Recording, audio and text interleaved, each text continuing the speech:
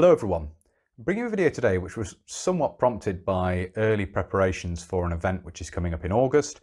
I'm lucky enough to have a flying Huey, UH-1 nearby, and they have a hangar open day each year. I wasn't able to go last year, but I will be going this year on the 10th of August. So I'm looking forward to that, and the display as usual will be a display of Australian and New Zealand kit, uniform, etc. from the Vietnam War. And whilst having a dig through some bits and pieces, I pulled out a few issue items which I thought might make for an interesting video for those who are interested in this sort of thing.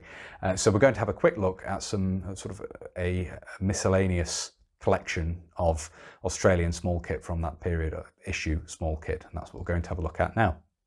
So here we have the eclectic collection of items we're going to talk about.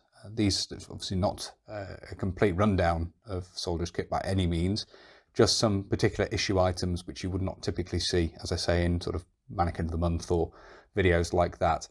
And obviously soldiers would provide themselves with wash kit and so forth. That's beyond the scope of this. We're talking about issue items here.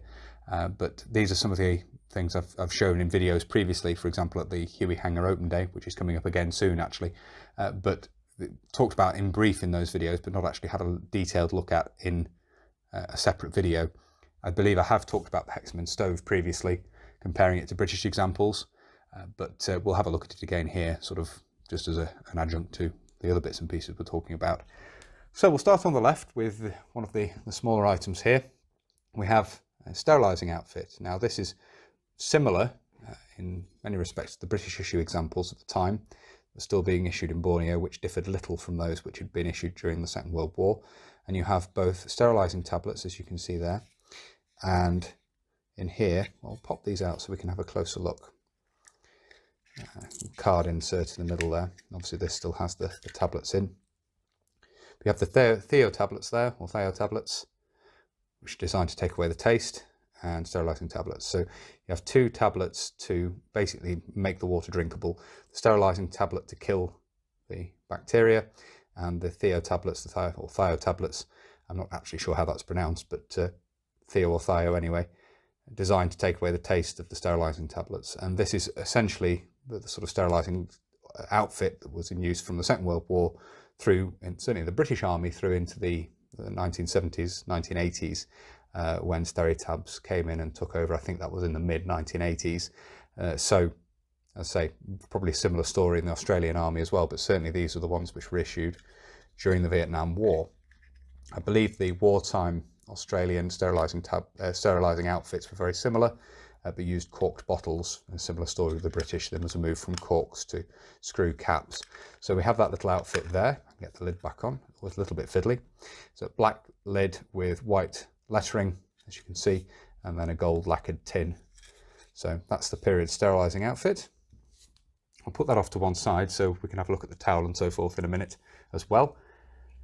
The Hexi stove here I've already talked about. This is obviously based on the German Esbit design and basically taken from the British design. I believe it was introduced into the British Army first, or basically at the same time. The Australian design is very, very similar to the British issue examples, including the gold lacquered finish at this stage. Later they will be made with a silver finish. But you can see here the teeth, where this slots together, are square, as it were. They're not sort of rounded off at the end, they're angular. The British Hexi stoves have more of a rounded off end to these teeth where the stove folds in. And obviously this can be set in two different positions. You've got a little stud on the little protuberance on the sort of frame of the stove there, and then these little depressions, these little stampings in the side here, so it can be set like that, or stood all the way up, or it then of course locks in place when folded down like that. And you would carry the Hexagon tablets within this, so it makes a neat little package within the pack. So that's an Australian Vietnam era Hexagon stove. Next thing to look at here, we have a tin of foot powder, and this might be a little bit difficult to see due to the glare from the lights, but we'll do our best. So you can see here, this is again a gold lacquered tin. Foot powder, marked with the Defence Department stamp there, as you can see, the D with a government arrow, and then D again. And you can see the manufacturer down here, perhaps just a little bit unclear there due to the glare. And this has a production date on the side here of January 67, PD January 67 there, as you can see. And this has a slide opening at the top with a shaker head there, as you can see, to allow use. Very important, of course, in tropical environments, and certainly one of the ways of combating foot rot and athlete's foot and so forth. So foot powder there, marked on the other side as well, as you can see. You've got the same marking on each side. There were later examples of these in a green tin that have a slightly different cap. There were, I believe, they're very late 60s or 70s dates. They're nice to have this one with a January 1967 production date in a gold lacquered tin. The two other items we'll talk about here is an issue towel. Now this is, not sure exactly when this type of towel was introduced. It's a very simple, small green towel, as you can see. About, what would you say there? About 15 inches wide, maybe, and about 3 feet long, possibly. And you can see here, it is an Australian made towel, as the label is still present and just about legible. Australian issued towel. So you can see here the Australian NATO stock number at the top there, and then you have the manufacturer there, Nile Industries Pty Limited, and 100% cotton, the government arrow there, and the date of 1971. So a very late sort of production for it to actually be in use in Vietnam, but presumably this pattern was around at the time. And it's nice to have an original Australian issue towel, even if it does have that quite late date. So issued towel there. And finally, a set of drawers, which are quite a nice and comfortable design when considering what was being issued in the British Army at the time. Drawers cellular, basically. But you have these which are basically fairly modern designer boxer shorts, I guess you could say. There's no flyer or anything at the front there, as you can see. It's just a plain front. We have here the manufacturer's label at the back, and you can see there, we'll just see at the top there, CQCF at the top, 1967, the manufacturer's date, AF, and size 30, and then you have presumably the contract number down the bottom there, I believe, an acceptance stamp here as well, and they have an elasticated waist, as you can see.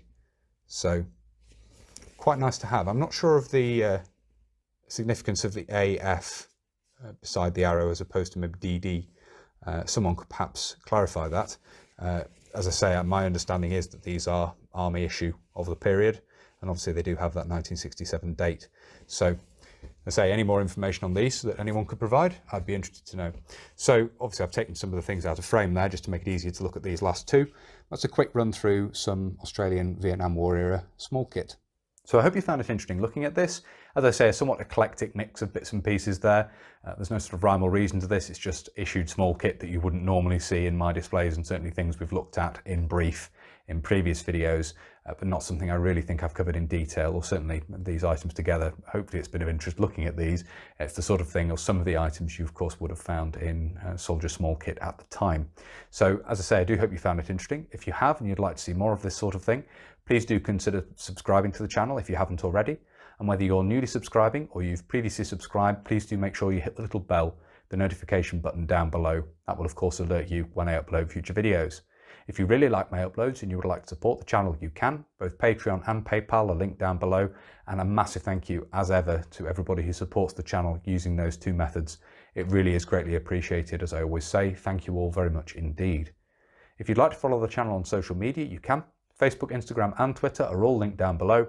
And if you'd like to get in touch but you don't really use social media, there is of course an email address down there as well. That's everything for this video. So until next time, bye for now.